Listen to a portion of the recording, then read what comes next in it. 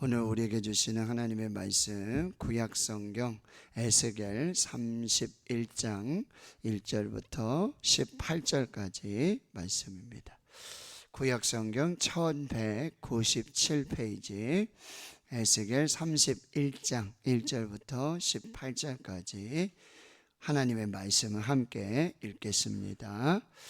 11째 해 셋째 달 초하루에 여호와의 말씀이 내게 임하여 이르시되 인자야 너는 애굽의 바로 왕과 그 무리에게 이르기를 내 큰 위엄을 누구에게 비하랴. 볼지어다 아수르 사람은 가지가 아름답고 그늘은 숲의 그늘 같으며 키가 크고 꼭대기가 구름에 닿은 레바논 백향목이었느니라.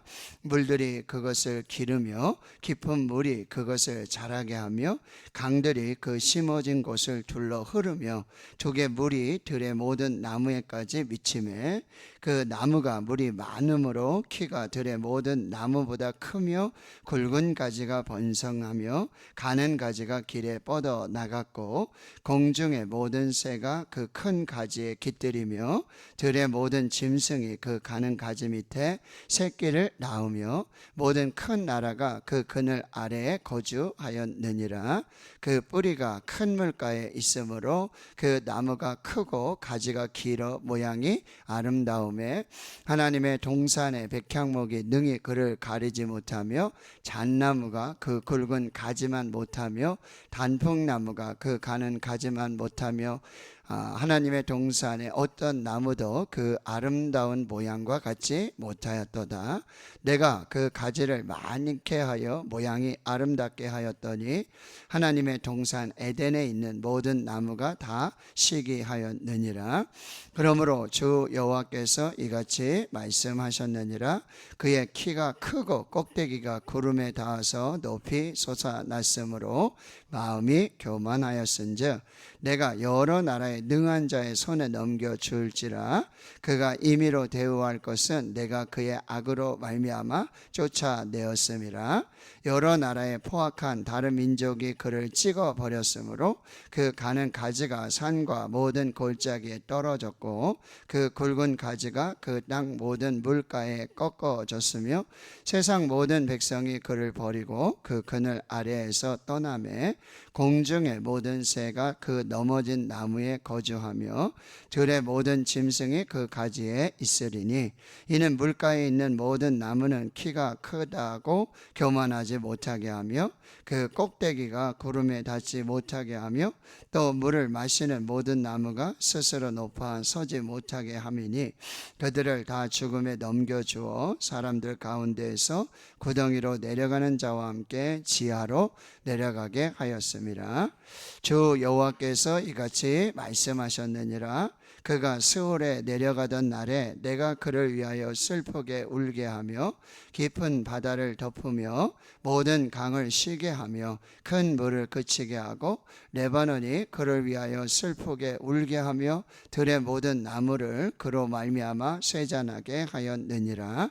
내가 그를 구덩이에 내려가는 자와 함께 스올에 떨어뜨리던 때에 백성들이 그 떨어지는 소리로 말미암아 진동하게 하였고 물을 마시는 에덴의 모든 나무 곧 레바논의 뛰어나고 아름다운 나무들이 지하에서 위로를 받게 하였느니라. 그러나 그들도 그와 함께 스올에 내려 칼에 죽임을 당한 자에게 이르렀나니 그들은 옛적에 그의 팔이 된 자요 나라들 가운데에서 그 그늘 아래에 거두하던 자니라. 너의 영광과 위대함이 에덴의 나무들 중에서 어떤 것과 같은고? 그러나 내가 에덴의 나무들과 함께 지하에 내려갈 것이요 거기에서 할례를 받지 못하고 칼에 죽임을 당한 자 가운데에 누우리라. 이들은 바로와 그의 군대니라. 모든 군대니라. 주 여호와의 말씀이니라 하라. 아멘. 에스겔 선지자는 이제 여기 11째 해 셋째 달 초하루 여호야킨 왕이 포로로 잡혀간 지 11년째 셋째 달 초하루 이렇게 날짜를 기록하고 있는데요.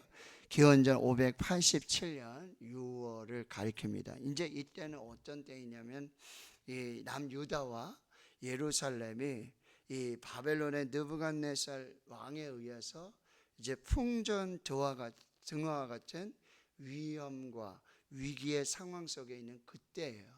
근데 이제 유다의 여호야킨 왕, 이 왕은 이 바벨론을 의지할까 혹은 이 애굽을 의지할까, 바로를 의지할까, 여기서 이제 갈등을 하게 되는데, 실제적으로 역사적으로 봤을 때 바벨론의 느부갓네살 왕의 침략이, 북쪽에서의 침략이 너무 강하잖아요. 그러니까 이제 바로 애굽을 의지하게 되는데, 우리가 이제 30장에서도 봤지만 이 바로는 이 큰 강에 누워 있는 악어와 같고, 그리고 이 바로를 의지하고 있는 유다에게 이 바로 애굽은 이 상한 갈대 지팡이와 같다. 결코 의지할 게 아니다. 상한 갈대 지팡이, 아무런 의지가 되지 않는데도 너희가 의지하고 있으니 그렇게 하지 말아라. 이렇게 에스겔 선지자를 통해서도 계속 경고를 주고 있단 말이죠. 그럼에도 불구하고 이 유다, 이 왕궁에서는 바로를, 애굽을 그렇게 의지하게 되어지는 거예요. 오늘도 31장에 그 상황 속에 하나님은 엘리야를 에스겔을 통해서 예언해 주는데, 2절에 보면 너는 애굽의 바로 왕과 그 무리에게 이르기를 내 큰 위엄을 누구에게 비하랴.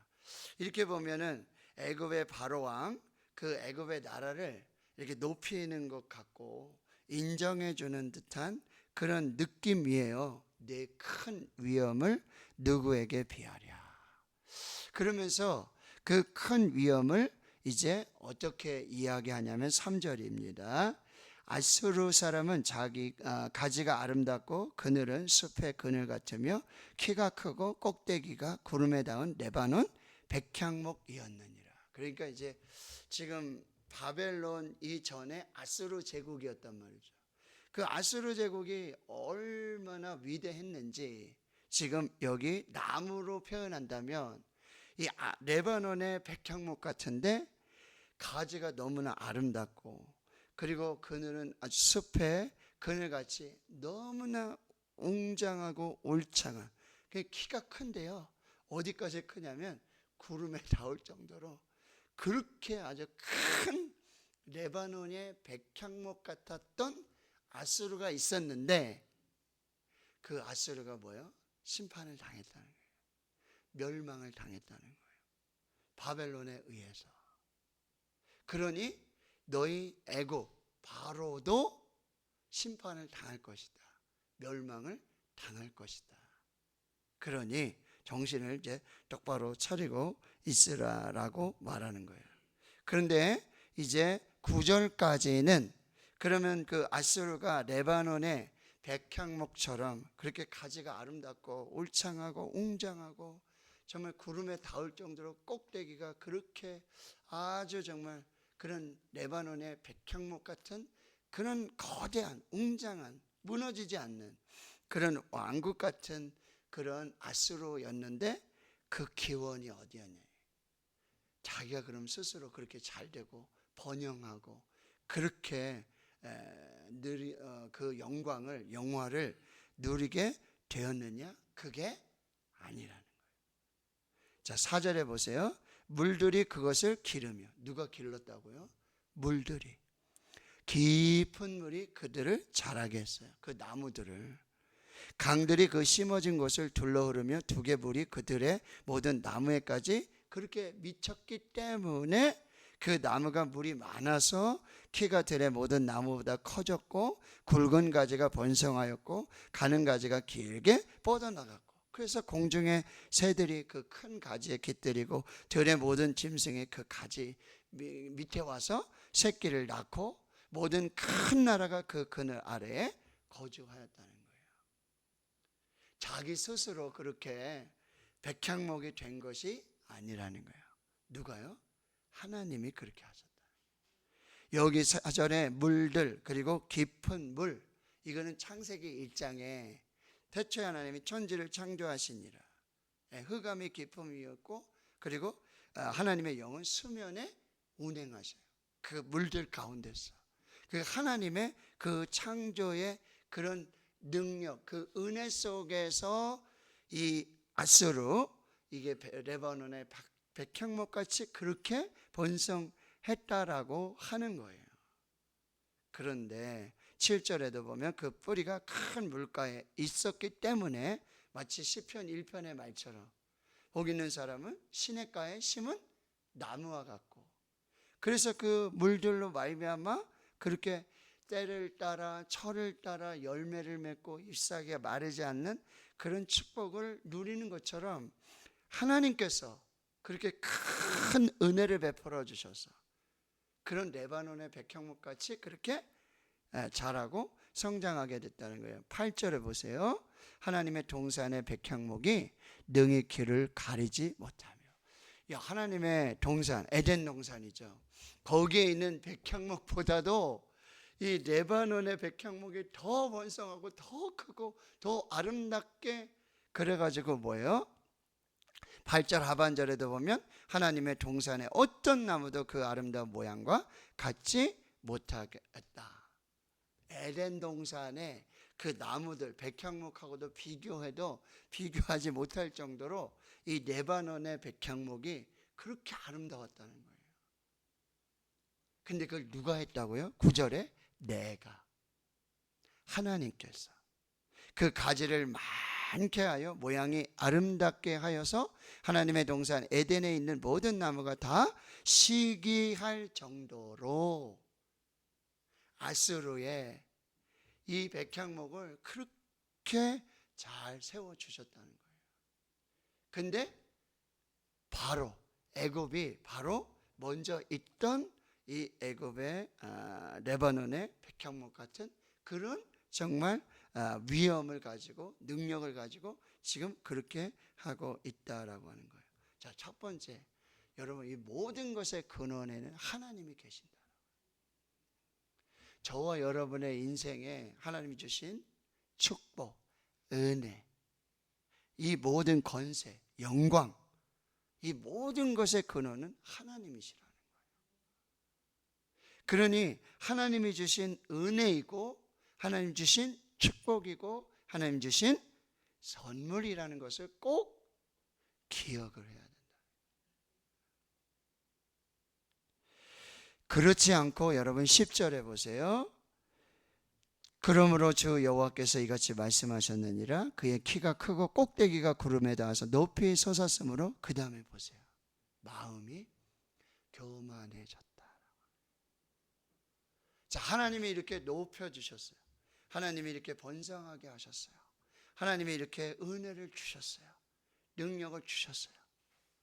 이거에 자기 힘으로 한 게 아니라는 걸 꼭 기억해야 되는데, 이게 뭐예요? 사람들은요, 그러면 내가 했다, 이거 내 능력이다, 내 지혜다, 이렇게 뭐예요? 마음이 교만해진다는 거예요. 이거를 우리는 계속해서 여러분 경계하고 조심을 해야 된다는 거예요. 교만은요, 반드시 하나님이 심판을 하신다는 거예요. 교만의 끝은 필망이에요. 필패예요. 자, 이 교만은 뭐예요? 자기 스스로 하나님이 되는 거예요. 이것을 하나님은 결코 용납하지 않으신다. 그래서 어떻게 한다고요? 11절 보세요. 내가 그 교만을 하나님이 심판하시기 위해 여러 나라의 능한 자의 손에 넘겨줄 거다. 여기 능한 자는 누구예요? 바벨론의 느부갓네살. 그래서 결국 아수르가 바벨론의 느부갓네살을 통해서 심판을 받게 되는 거예요. 그렇게 아수르가 제국이에요. 인류 최초의 제국이 아수르예요. 그런데 그 번성한, 그 화려했던 그 아수르가 바벨론의 느부갓네살 왕에 의해서 심판을 받고 멸망을 받은데, 그 원인은 뭐다? 하나님을 기억하지 못하고, 하나님의 은혜를 기억하지 못하고 교만하여졌을 때, 자기가 신이 되고 자기가 하나님이 됐을 때 하나님은 이 역사 속에서 뭐요? 바벨론의 느부갓네살 왕을 통해서 그냥 우리가 봤을 때는 하나님을 인정하지 않고 하나님을 모르는 사람들은 그냥 흘러가는 역사인 줄 알아요. 아수르 다음에 그다음에 애굽, 이집트, 그 다음에 바벨론, 그 다음에 뭐야? 페르시아, 그 다음엔 그리스, 그 다음엔 로마, 이렇게 가는 거라고 생각을 해요. 근데 이 배후에는 하나님이 계신다는 거예요. 이 모든 역사는 하나님이 주관하시고 경영하신다라고 하는 거예요.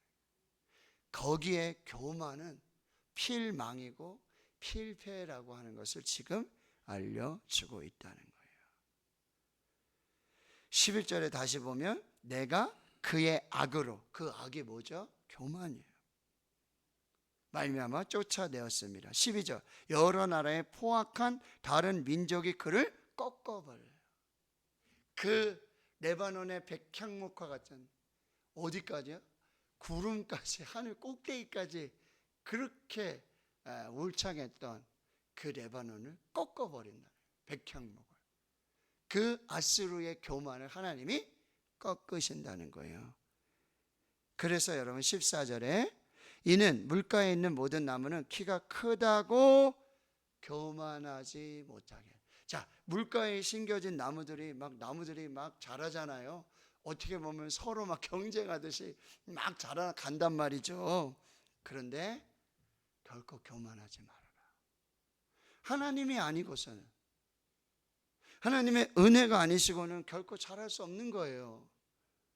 그 꼭대기가 구름에 닿지 못하게 하나님은 이 교만을 뭐요? 낮추시는 거예요. 겸손한 자는 높여주시고 스스로 높아서지 못하도록 하나님께서 이 교만을 심판하신다라고 하는 것입니다. 그래서 결국 여러분 15절에서 마지막 이제 18절까지의 계속 이제 반복되어지는 그 말씀은 뭐냐면 바로 하나님께서 이 아수르의 교만을 결국은 심판하게 되어지고, 여기 스올이라는 단어들이 나오잖아요. 스올, 이 지옥에 정말 그 하나님이 심판하시는 그곳으로 가게 되어진다라고 하는 것입니다. 그런데 거기 가보니까 누가 있어요? 바로 이 레바논의 백향목도 거기에 있더라는 거예요. 18절 가장 마지막 하반절에 보면 이는 바로와 그의 모든 군대니라 주 여호와의 말씀이니라. 자, 처음에 이 애굽의 바로왕과 그 무리에게 네 큰 위험을 누구에게 비하랴? 마치 애굽을 높여주는 듯한, 인정해 주시는 듯한 그런 말씀이었지만 결국 애굽 바로의 너의 교만도 이 아수르의 레바논의 백향목 같은 교만을 하나님이 꺾으셨던 것처럼, 그래서 꺾어서 결국 그 하나님의 동산에, 에덴 동산에 그 나무들이 시기할 정도로 아름다운 그런 명예와 그런 은혜들을 누리게 되어지지만 그 교만을 꺾으셔서 결국 스올에 거기 가서 있는데 레바논의 백향목 그 나무들도 거기 있다라는 거예요. 근데 그들은 결국 누구냐면은 이게 다 비유로 말씀하신 건데 바로와 그의 모든 군대다. 즉 애굽, 이집트, 바로와 군대들도 이렇게 아수르의 레바논의 백향목처럼 하나님이 심판하실 것이다 라고 말씀하세요. 자, 첫째, 우리의 모든 것의 시작, 우리의 모든 것의 기원은 하나님이시다. 하나님이 오늘 생명 주신 거예요. 하나님이 오늘 은혜를 주신 거예요. 하나님이 여기까지 우리 인도하셨어요. 함께 하셨어요. 도와주셨어요. 은혜를 주셨다는 것을 꼭 기억하고, 자, 교만은 필패, 필망, 그냥 교만이 들어오지 않도록, 교만이 틈타지 못하도록. 그리고 우리가 때로는 잘 돼요. 직위도 올라가고 뭐 재물도 늘어나고 집도 사고 차도 사고 명예도 생기고 뭐 그리 할 수 있어요. 그때 꼭 기억하세요.